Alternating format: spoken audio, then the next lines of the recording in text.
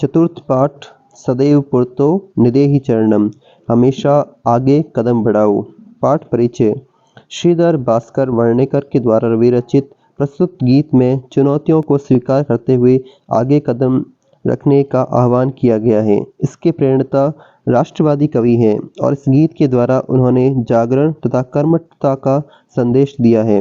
कवि कहता है कि अरे मनुष्य, तू सदैव आगे कदम बढ़ता चल।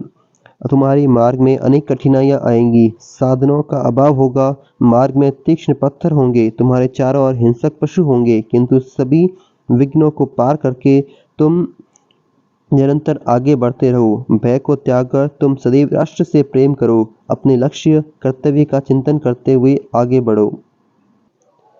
चल चल पुरतो निदेहि चरणम, सदैव पुरतो निदेहि चरणम, गिरि शिखरे ननु निज निकेतम, विनेवयानम नगारोहणम, बलम स्वकीयम भवति साधनम, सदैव पुरतो निदेहि चरणम।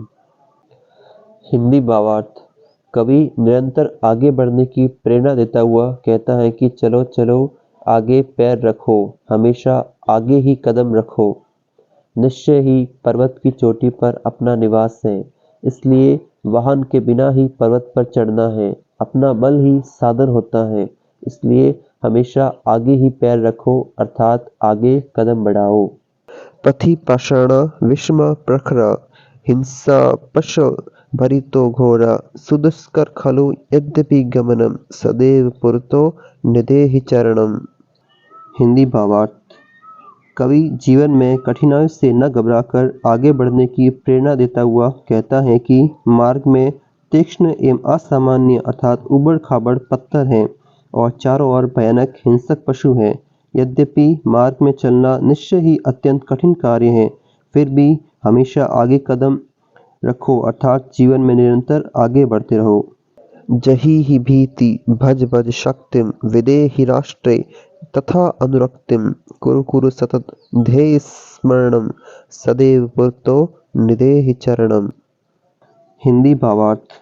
कवि भय को त्यागने, राष्ट्र प्रेम रखने और निरंतर जीवन में आगे बढ़ने की प्रेरणा देता हुआ कहता है कि भय को छोड़ो, शक्ति का सेवन करो तथा राष्ट्र से प्रेम रखो। निरंतर अपने उद्देश्य लक्ष्य का स्मरण करो, हमेशा आगे ही पैर रखो, अर्थात आगे कदम बढ़ाओ।